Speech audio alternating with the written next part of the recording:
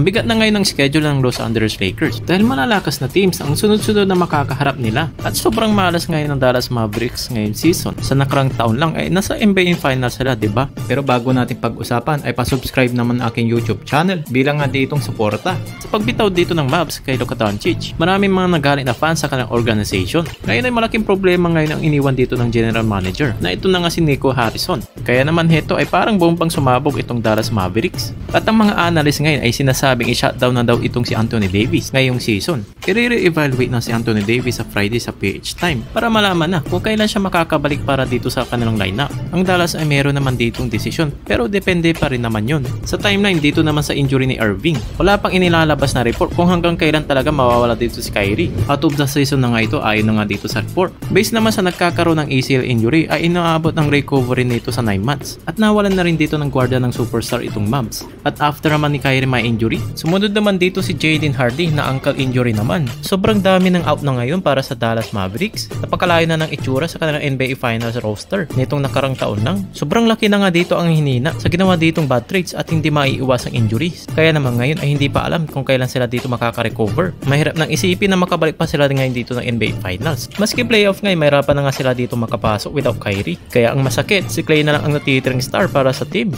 Dahil lagas-lagas na ngayon dito ang Dallas. Kanina sa laban nila ay tinambakan pa nga sila dito ng 30 ng Milwaukee Bucks. Sa ngayon ay number 10 pa naman itong Dallas Mavericks. Pero napakalaking challenging pa rin itong nangyayari sa kanila. Dahil pwede pang bumaba ang kanila ditong standing. Lalong wala pang Kyrie at AD.